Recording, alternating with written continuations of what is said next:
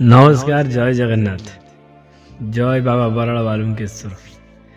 आज भिडियो अधिक किसी कहिबार नहीं कि किसी सफेई देवार भी नहीं।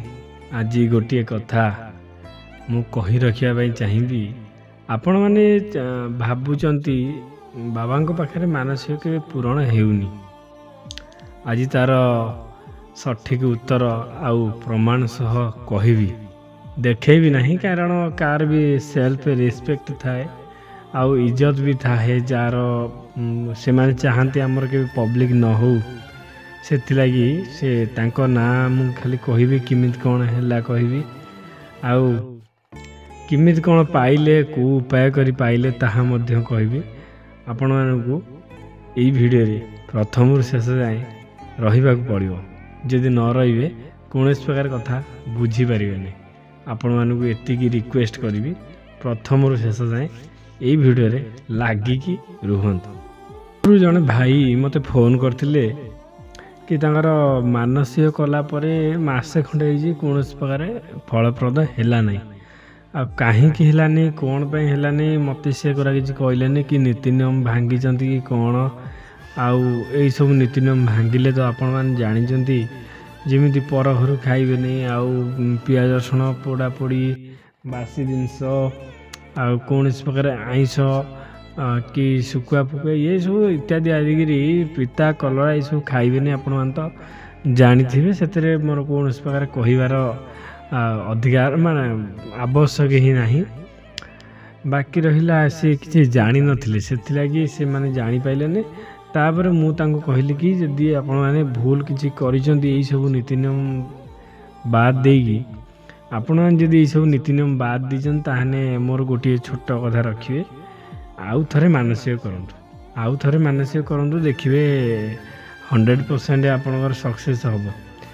आउ मानसिक करी बसी गले हबनी मनरे दृढ़ मनरे संकल्प आनंदु आमे केमिति मानसिक रे सक्सेस हवा।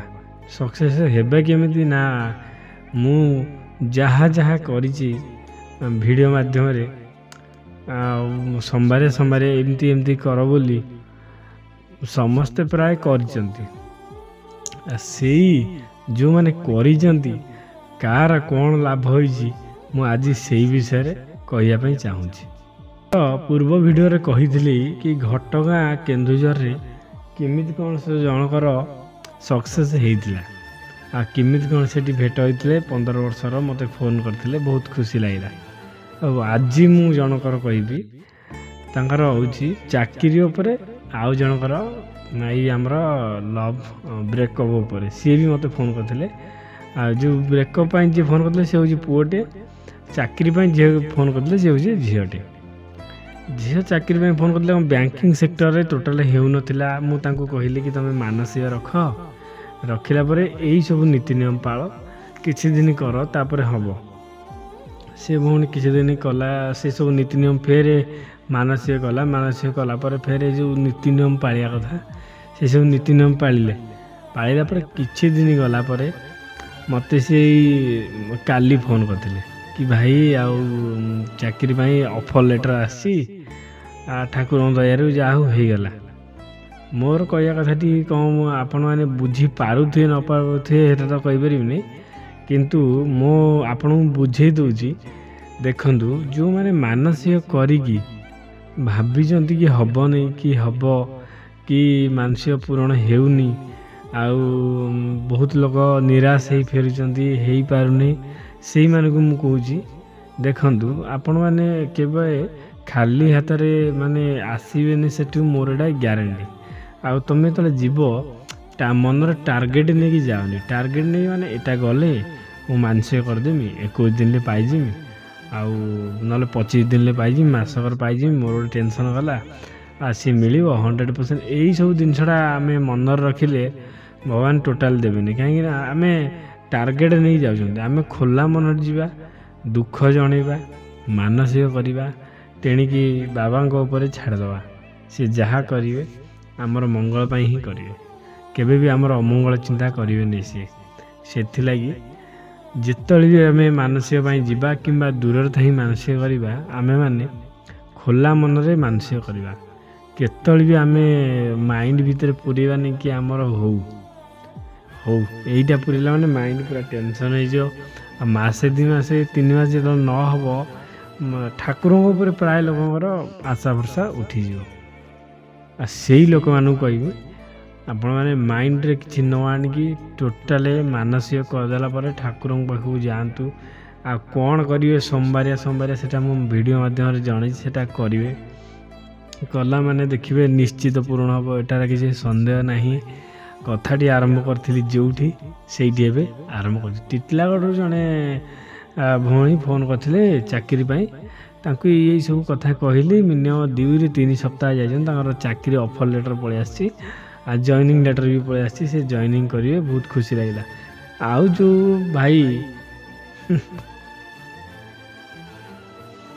ଯେଉଁ ଭାଇ ତାଙ୍କର ଲଭ୍ରେ ଡିଷ୍ଟର୍ବାନ୍ସ ହେଇଛି, ସେଇ ଭାଇଙ୍କ କଥା କହିବି ମୁଁ। ଅନେକ ଦିନ ମିନିମମ୍ 3 ବର୍ଷର ଭଲ ପାଇବା ଭିତରେ ସେମାନେ ଦିହକୁ ଛାଡ଼ିକି ପୁରା ଅଲଗା ହେଇଯାଇଥିଲେ। ହେଇଯିବାର ବି କାରଣ ଅଛି। ତାଙ୍କ ଘର ଲୋକ ପ୍ରେସର କରିକି ସେ ଝିଅ ବାଲାଙ୍କୁ ତାଙ୍କୁ ଅଲଗା କରିଦେଇଥିଲେ। ଆଜି ତ ନାହିଁ, 10 ଦିନ ତଳର କଥା। ମୁଁ ତାଙ୍କୁ 10 ଦିନ ଜଷ୍ଟ, କାହାର 2 ମାସ 3 ମାସ 4 ମାସ, କାହାର 10 ଦିନ, କାହାର 5 ଦିନରେ ଏସବୁ ଜିନିଷ ହେଇଯାଉଛି। ତାଙ୍କର ଜଷ୍ଟ 10 ଦିନରେ ମୁଁ ତାଙ୍କୁ ଏଇସବୁ ଉପାୟ ବତେଇଥିଲି। ସେ ଭାଇ କହିଲେ ହବନି ଭାଇ, ଏଟା ମିଛ କଥା ଏସବୁ। କିନ୍ତୁ ମୋର ଗୋଟିଏ କଥା ହେଉଛି, ମହାଦେବ ଦେବଦେବ ମହାଦେବ ବାବା ବାଲୁଙ୍କେଶ୍ୱରା ଯଦି ସିଏ ଆମ ଉପରେ ଅଶାନ୍ତି ଅଛନ୍ତି କିମ୍ବା ଆମେ ତାଙ୍କୁ ସନ୍ତୁଷ୍ଟ କରିପାରୁନାହାନ୍ତି, ତାହେଲେ ଏଇଭଳି ଉପାୟରେ ସେମାନେ ସନ୍ତୁଷ୍ଟ ଆମ ଉପରେ ହେବେ, ଆଉ ଭଗବାନ ଖୁସି ହେବେ। ନିଶ୍ଚିତ ଆପଣଙ୍କର ମନର ମଣିଷ ଆପଣଙ୍କ ପାଖକୁ ଫେରି ଆସିବ, ଆଉ ଅଟକିଥିବା କାମ ବି ନିଶ୍ଚିତ ରୂପେ ପୁରା ହେବ। କାହାର ସନ୍ତାନ ପାଇଁ ହଉ, କାହାର ବାହାଘର ପାଇଁ ହଉ। ଆହୁରି ଗୋଟେ କଥା, ଆମର ଏଇ ଯାଜପୁର ଛତିଆ ଜାଣିଥିବେ, ଛତିଆରେ ଜଣେ ଭଉଣୀଟେ ବାହାଘର ହେଇପାରୁନଥିଲା। ମାନେ ହେଇପାରୁଥିଲା ନାହିଁ କ'ଣ ନା, ତାଙ୍କର ଦେଖାଦେଖି ହେଇଗଲା। ସେ ଝିଅ ମାନେ ଗୋଟେ କମ୍ପାନୀରେ କାମ କରୁଛନ୍ତି। ମାନେ କେଉଁ କମ୍ପାନୀ କହିଲେ, ସେଇଠି କି କମ୍ପାନୀ ଗୋଟେ ଅଛି, ସର୍ପ କମ୍ପାନୀ, ଆମର କଟକ ଆଡ଼କୁ ଗଲାବେଳକୁ ନିଶ୍ଚିତ ଦେଖିଥିବେ ବାଁ ସାଇଡ଼୍ରେ ଅଛି ସର୍ପ କମ୍ପାନୀଟା, ଓରିକ୍ଲିନ୍। ହଁ, ଓରିକ୍ଲିନ୍। ସେଠି ଗୋଟେ କମ୍ପାନୀରେ କାମ କରୁଛନ୍ତି, ଭାରି ବାସ୍ନା ହୁଏ, ଆପଣମାନେ ଜାଣିଥିବେ। ସେ ସର୍ପ କମ୍ପାନୀ ପାଖରେ ଯେତେବେଳେ ହେବେ, ସେଇଠି କାମ କରନ୍ତି ସେ ଝିଅ। ଦୁଇ ଜଣଙ୍କୁ ବହୁତ ଭଲ ପାଉଥିଲେ। ଯଦି ଭଲ ପାଉଥିଲେ, ଅନେକ ଦିନ ଗଲା, ଆମର ଯାହା ସ୍ୱାମୀ ସ୍ତ୍ରୀ ସମ୍ପର୍କ ସବୁ ଘଟିଲା। ଆଉ ଯେମିତି ଆମର ରହିବା କଥା ରହିଲା ପରେ 3 ବର୍ଷ ଗଲା ପରେ ସେ ଝିଅ ଟିକେ ଲୋ କାଷ୍ଟ ଅଛି, ପୁଅ ଟିକେ ହାଇ କାଷ୍ଟ ଅଛି। ହେଲା ପରେ ପୁଅ ଘର ଲୋକ ତାଙ୍କୁ ପୁଅର ଦିମାଗ ଚାଲିଛି କି ମୁଁ ଏ ଝିଅ ସହିତ ଟାଇମ୍ ପାସ୍ କରିବି, ଭଲ ପାଇବି, ଭଲ କଥା କହିବି, ମିଠା କଥା କହିବି, ଆଉ ଆଶା ଭରସା ସବୁ ଦେଇ ତାକୁ ଆପଣେଇ ନେବି। ଶେଷରେ ଆକୁ ଛାଡ଼ିକି ଘର ଲୋକ ଯେଉଁଠି ଠିକ୍ କରିବେ ସେଠି ବାହା ହେଇଯିବେ। ଏଇ ମାଇଣ୍ଡ ମେକଅପ୍ ନେଇକି ସେ ତାର ଚଲେଇଥିଲା ତାଙ୍କର ପ୍ରେମ ସମ୍ପର୍କ।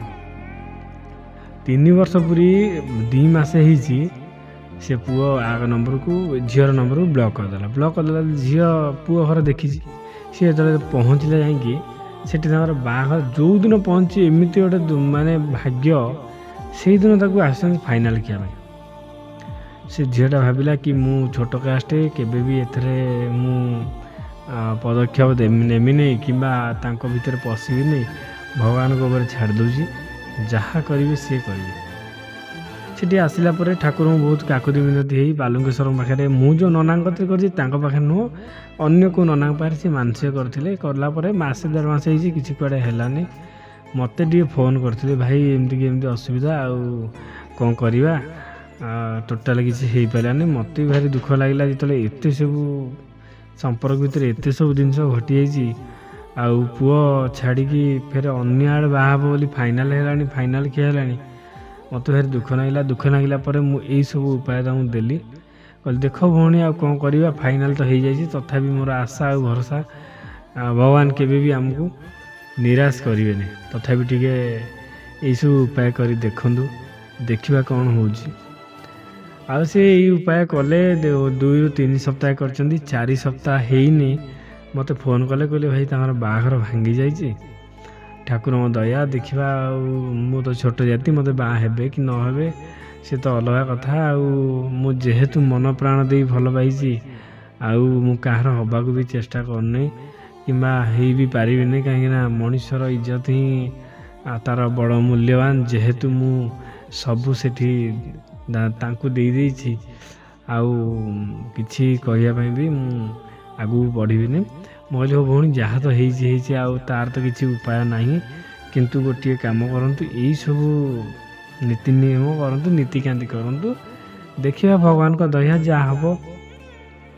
ଏଇସବୁ କଲା ପରେ ମୋତେ ଫୋନ୍ କରିଥିଲେ ଆଜି ସକାଳେ, ଫୋନ୍ କରିଥିଲେ କି ଭାଇ ଆଉ ଯେଉଁ ବାହାଘର ଭାଙ୍ଗିବା କଥା ମୁଁ କହିଥିଲି ଭାଙ୍ଗି ଯାଇଥିଲା ସିନା, କିନ୍ତୁ ଏବେ ମୋତେ କହୁଛନ୍ତି ଆସ ଆମେ ଲୁଚିକି ଯାଇକି କୋର୍ଟ ମ୍ୟାରେଜ୍ କରିଦେବା, ଆଉ ସିଆଡ଼େ ଯାଇକି ରହିଯିବା। ଏବେ ଆମ ଘରେ ରାଜି ହେଉନାହାନ୍ତି, ଦେଖିବା ଭଗବାନଙ୍କ ଦୟା, ପିଲାପିଲି ହେଲେ ଆମ ଘରେ ଯଦି ରାଜି ହେବେ ପୁଣି ଆମେ ଆମ ଘରକୁ ରିଟର୍ଣ୍ଣ କରିବା। ଯାହା ହଉ ଖୁସି ଲାଗିଲା ଠାକୁରଙ୍କ କଥା। ଯେଉଁମାନେ ମାନୁନାହାନ୍ତି କି ମାନସିକ ହେବ ହେବନି ଆଉ ବିଶ୍ୱାସ ହେଉନି, ଭାବୁଛନ୍ତି ଆଗ ପଛ, ସେଇଦିନକୁ ମୁଁ କହୁଛି ସେଇମାନଙ୍କୁ ଆପଣମାନେ ଦୟା ଧର୍ମ କରି ଠାକୁରଙ୍କ ଉପରେ ଭରସା ରଖ। ମନରେ କିଛି ଟାର୍ଗେଟ୍ ନିଅ ନା, ମନ ଟାର୍ଗେଟ୍ ନେଲେ କିଛି ହେବନି। ବିନା ଟାର୍ଗେଟ୍ରେ ଆଉ ଯାହା ସବୁ ମାନସିକରେ ନୀତିକାନ୍ତି କର। ଆଉ ମୁଁ ଯାହା କହିବି ସେଟା ତ ମୋର ମାନେ ଛୋଟ ଗୋଟେ ପଦକ୍ଷେପ, ଆପଣମାନେ କଲେ ମୁଁ 100% ଗ୍ୟାରେଣ୍ଟି ଦେଇ କହୁଛି ଆପଣଙ୍କର ସବୁକିଛି ଠିକ୍ ହେଇଯିବ ବୋଲି ମୋର ଆଶା ଆଉ ଭରସା। ଏତିକି କହିବି। ପୁଣି ଆଉ କେଉଁ ଭାଇ ଭଉଣୀଙ୍କର କିଛି ଗୋଟେ ଭଲ କାମ ହେଲେ କିମ୍ବା ସକ୍ସେସ୍ ହେଲେ ମୁଁ ପୁଣି ଆସିବି ଏଇ ଭିଡ଼ିଓ ନେଇକି। ଆପଣମାନେ ଯଦି ବି କିଏ ମାନସିକ କରିବା ପାଇଁ ଚାହୁଁଥିବେ ଦୂରରୁ ଥାଇକି, ମୁଁ ତ ଏଇ 27 ତାରିଖ ଦିନ ଯିବି। ଯଦି ଆପଣମାନେ ଯିବା ପାଇଁ ଚାହିଁବେ ଚାଲିବେ, ଆଉ ସାଙ୍ଗରେ ଯିବେ। ଯଦି ନ ଯିବା ପାଇଁ ସେଠି ଯାଇ ପହଞ୍ଚିବେ, ମୁଁ ସେଠି ମୁଁ ଆଉ ମୋର ସ୍ତ୍ରୀ ଆଉ ଆମେ ଯାଇକି ଥିବୁ ସେ ଜାଗାରେ। ମୁଁ ଇଞ୍ଜିନ୍ ହେଲେ ମୋ ସ୍ତ୍ରୀ ମୋ ଡାଲା, ମୋ ସ୍ତ୍ରୀ ମୋ ଇଞ୍ଜିନ୍ ହେଲେ ମୁଁ ତା ଡାଲା। ଆମେ ଦୁହେଁ ଯୁଆଡ଼େ ଯିମୁ ଦୁଇ ଜଣ ସାଙ୍ଗ ହେଇକି ଯିମୁ, କିଏ କାହାକୁ ଛାଡ଼ିକି ଯିବାର ନାହିଁ। ଆରେ ମୁଁ ଯେଉଁ ଜିନିଷଟା ଦେଖୁଛି ତାକୁ ତ ଦେଖେଇବି ନା ନାହିଁ। ମୁଁ ଏକା ଦେଖିଲେ କ'ଣଟା ଯାହା ହେବ, ମୁଁ ଯାହା ଦେଖୁଛି ତାକୁ ବି ଦେଖେଇବି, ସିଏ ଯାହା ଦେଖିବ ମୋତେ ବି ଦେଖେଇବ। ହଉ ଏତିକି ଭିଡ଼ିଓ ଆଜି ପାଇଁ। ଭିଡ଼ିଓଟି ଭଲ ଲାଗିଥିଲେ ଲାଇକ୍ କରି ସେୟାର କରିବେ, ଆଉ କମେଣ୍ଟରେ ଲେଖିବେ ଜୟ ବାବା ବରାଳ ବାଲୁଙ୍କେଶ୍ୱର। ଅଟକିଥିବା କାମ ସକ୍ସେସ୍ ହେବ 100%। ଆଉ 27 ତାରିଖ ଯଦି ଯିଏ ମାନସିକ କରିବା ପାଇଁ ଚାହିଁବ ଦୂରରୁ ଆମକୁ କଲ୍ କରିପାରିବ, ଆମେ ନନାଙ୍କ ସହ କଥା ହେଇକି ଆପଣଙ୍କର ମାନସିକ କରିଦେବୁ। ରହିଲେ ଭିଡ଼ିଓଟି ଭଲ ଲାଗିଥିଲେ ଲାଇକ୍ କରି ସେୟାର କରିବେ, ଆଉ ଚ୍ୟାନେଲକୁ ଆମର ସବସ୍କ୍ରାଇବ୍ କରିବେ। ରହିଲି, ଜୟ ଜଗନ୍ନାଥ, ଜୟ ବାବା ବରାଳ ବାଲୁଙ୍କେଶ୍ୱର।